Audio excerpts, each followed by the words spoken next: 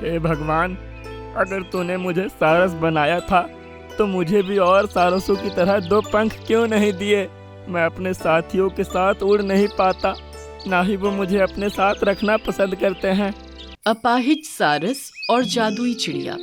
एक जंगल में सभी पशु पक्षी बड़े प्यार से रहा करते थे। उस जंगल में एक बहुत खूबसूरत तालाब भी था, जिस पर सभी जानवर पानी पीने के लिए आया करते थे। सारसों का एक झुंड भी सुबह और शाम वहां आता था।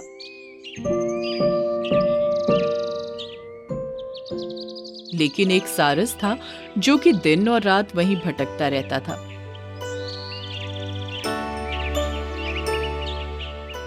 हे भगवान, अगर तूने मुझे सारस बनाया था तो मुझे भी और सारसों की तरह दो पंख क्यों नहीं दिए। मैं अपने साथियों के साथ उड़ नहीं पाता, ना ही वो मुझे अपने साथ रखना पसंद करते हैं। इससे अच्छा तो मुझे खरगोश ही बना देता, कम से कम तेज भाग तो सकता था। तभी एक हरा तोता वहां आता है। मिंकू सारस, मुझे तुम्हारी मदद की जरूरत है। ऐसी मुसीबत में सिर्फ आप ही मेरी मदद कर सकते हैं। आखिर बात क्या है? तुम कहाँ से आई हो? मैं पड़ोस के जंगल से आई हूँ। मैंने सुबह ही एक अंडा दिया था, लेकिन बदकिस्मती से मेरा अंडा घोंसले से लुढ़ककर एक ऐसे गड्ढे में गिर गया है जो कि बहुत बारीक और गहरा है। क्या तुमने उसको निकालने की कोशिश नहीं की? मैंने और जंगल के कई जानवरों ने कोशिश की, लेकिन वो गड्ढा बहुत ही बारीक है। उसमें किसी का हाथ नहीं जा पा रहा। लेकिन तुम अपनी चोंच की मदद से उसको निकाल सकते हो। मैं बहुत खुशी से तुम्हारे साथ चलने के लिए तैयार होता, लेकिन शायद तुमको पता नहीं कि मैं एक पंख से अपाहिज हूँ, उड़ नहीं सकता। तो फिर तुम्हारा कोई दोस्त तो होगा, कोई दूसरा सारस? हाँ, कई सारस हैं और उनके आने का टाइम भी होने वाला है। उसकी बात सुनकर तोता वहीं रुक गया।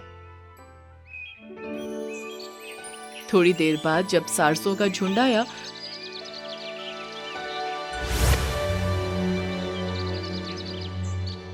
तो उस तोते ने सभी से मदद के लिए कहा। तुम्हारा जंगल तो बहुत दूर है, हम में से कोई वहाँ नहीं जाना चाहेगा।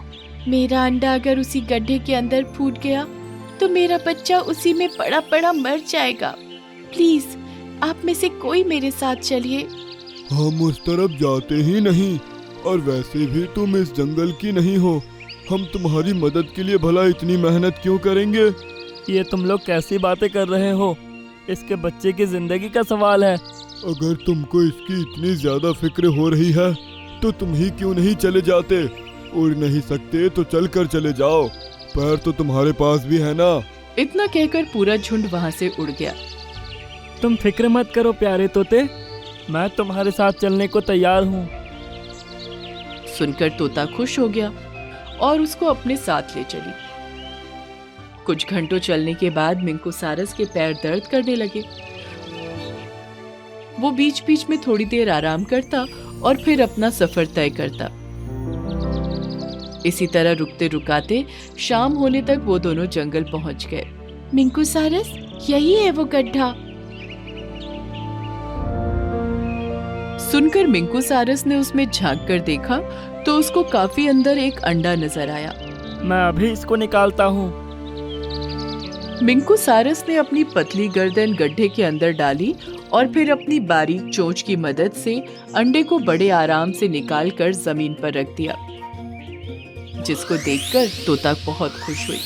तुम्हारा बहुत बहुत शुक्रिया मिंकू सारस। मुझे खुशी है कि मैं तुम्हारी मदद कर पाया, लेकिन अब मेरे पैरों ने जवाब दे दिया है। अब तो शायद सुबह ही यहाँ से निकल पाऊंगा, जब मेरा दर्द निकल जाएगा।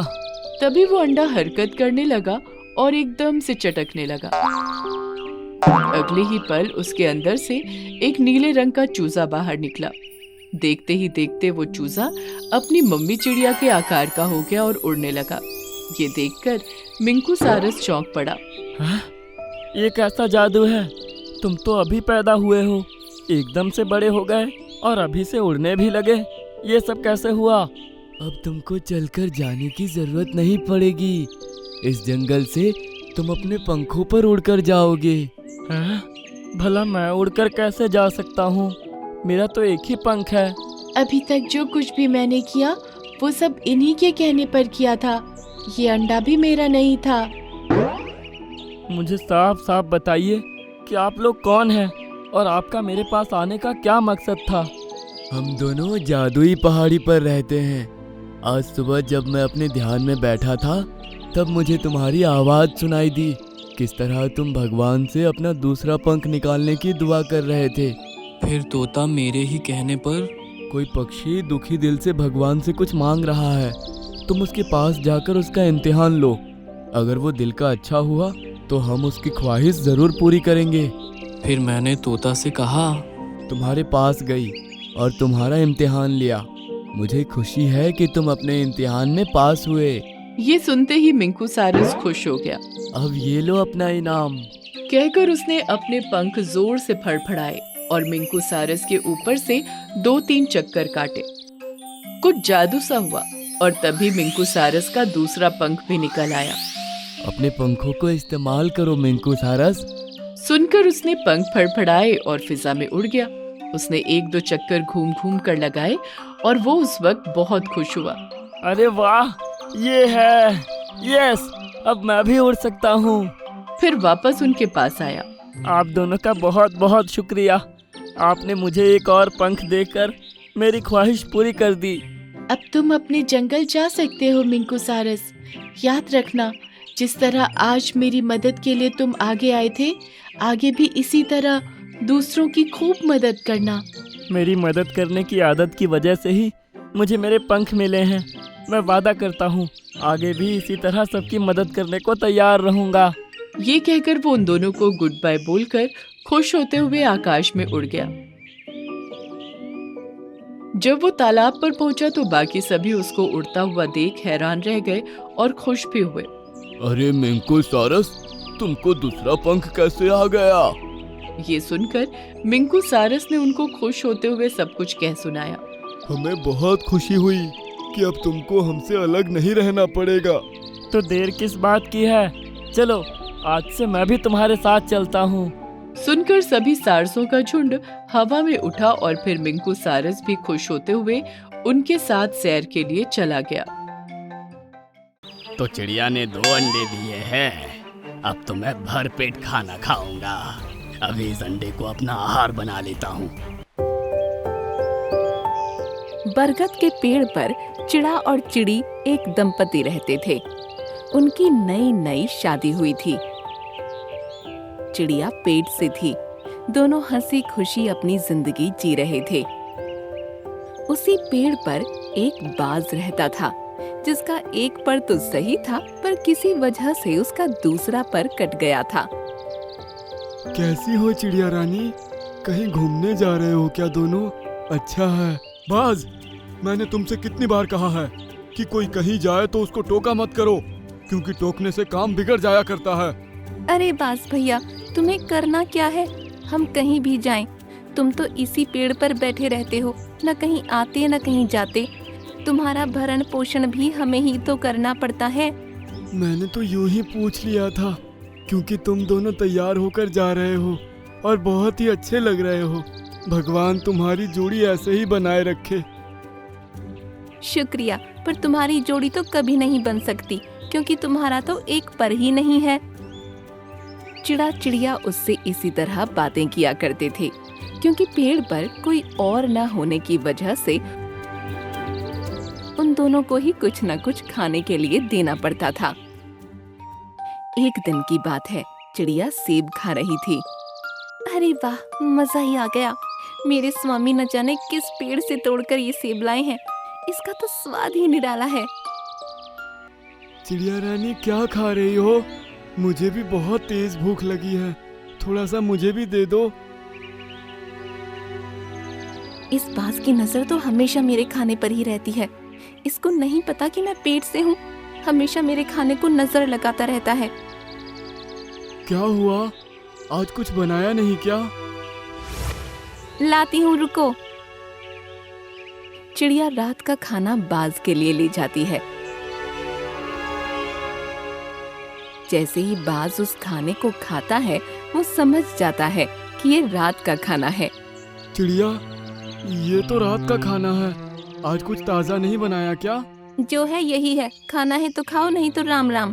तुम रोज ही मुझे रात का खाना दे देती हो और तुम रोज कुछ ना कुछ अच्छा खाती रहती हो। आज मुझे भी कुछ अच्छा खाने का मन है, मुझे भी कुछ खाने को दो ना।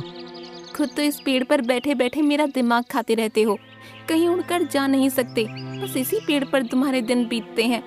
जो खाने को मिलता है उसमें भी तुम्हारे नखरे रहते हैं।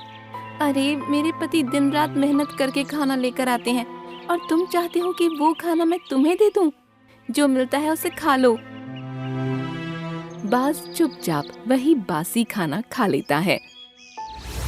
रोज उसे चिड़िया की कड़वी बातें सुनने को मिलती, पर वो कर भी क्या सकता था। वो उड़ नहीं सकता था, इस वजह से वह अपने खाने का इंतजाम भी नहीं कर सकता था। इसलिए वह चिड़िया की कड़वी बातें चुपचाप सुन लेता और कुछ नहीं कह पाता। हे परमात्मा, तुमने अगर मुझे जीवन दिया ही है तो ढंग का क्यों नहीं दिया? मेरे जीने का क्या फायदा जब मैं किसी के काम ही नहीं आ सकता। मैं अब एक बोझ बन गया हूँ। यहाँ इस पेड़ पर वैसे ही कोई पक्षी रहने को नहीं आता और जो आता है उसको मुझे खाना खिलाना पड़ता है। एक दिन की बात हो तो समझ में आ भी जाए, क्या मेरा जीवन इसी तरह से बीतेगा? आपने मुझे 2 सही पर क्यों नहीं दिए? काश मैं भी उड़ सकता, आसमान से बातें कर सकता और मनचाहा खाना खा सकता। कम से कम किसी का दिल तो ना दुखाता। बाज इसी तरह से अपने आप को कोस रहा था। तभी उसकी नजर पेड़ के पास एक सांप पर पड़ी। सांप ललचाई नजरों से ऊपर की तरफ देख रहा था।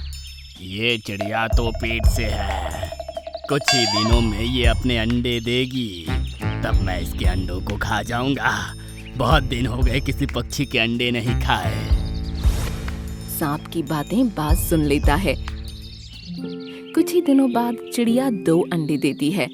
चिड़ा और चिड़िया दोनों बहुत खुश होते हैं। एक दिन चिड़िया की तबीयत खराब हो जाती है तो चिड़ा उसे डॉक्टर के पास ले जाता है।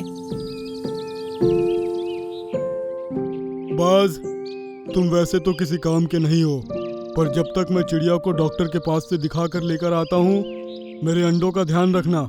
तुम बेफिक्र होकर चिड़िया को लेकर जाओ, तुम्हारे अंडों की जिम्मेदारी मेरी है। दोनों उड़ जाते हैं और अंडे वहीं रह जाते हैं। सांप इसी मौके की तलाश में था। अच्छा, तो चिड़िया ने 2 अंडे दिए हैं, अब तो मैं भर पेट खाना खाऊंगा। अभी इस अंडे को अपना आहार बना लेता हूँ। पर ये बाज तो यहाँ पर बैठा हुआ है। अरे ये बाज क्या कर लेगा? हाँ, इसके तो पर ही काम नहीं करते। इसके ऊपर अपने अंडों को चिड़िया छोड़ कर गई है। कितनी मूर्ख है वो।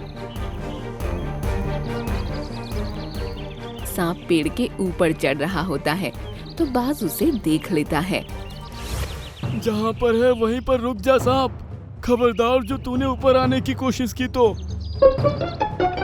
ये मुझे कौन खबरदार कर रहा है? एक अपाहिज बाज जो खुद उड़ भी नहीं सकता। अगर तूने एक कदम भी आगे बढ़ाया तो ये तेरे लिए अच्छा नहीं होगा। मैं चिड़ियों के अंडों को खाऊंगा। देखता हूँ मुझे कौन रोकता है। चिड़ियों के अंडों के पास पहुँचने से पहले तुझे मुझसे मुकाबला करना होगा। हाँ। अच्छा, तो तू मुझसे मुकाबला करेगा? सांप बाज की फिक्र किए बिना पेड़ पर चढ़ जाता है। पर जैसे ही वह ऊंचाई पर पहुंचता है तो बाज उसे अपने पंजों से दबोच लेता है और इतनी तेज दबोचता है कि वह अपने आप को छुड़ा ही नहीं पाता। इतने में चिड़ा और चिड़िया वहां आ जाते हैं। ये सांप यहाँ कैसे आ गया? मेरे बच्चे तो ठीक है ना? चिड़िया, अपने अंडों को संभालो, मैं इस सांप को संभालता हूँ। जल्दी जाओ, ये तुम्हारे अंडों को खाने आया है। चिड़ा भी बाज के साथ मिल जाता है और सांप को दबोच लेता है। सांप घायल होकर वहां से अपनी जान बचाकर भाग जाता है।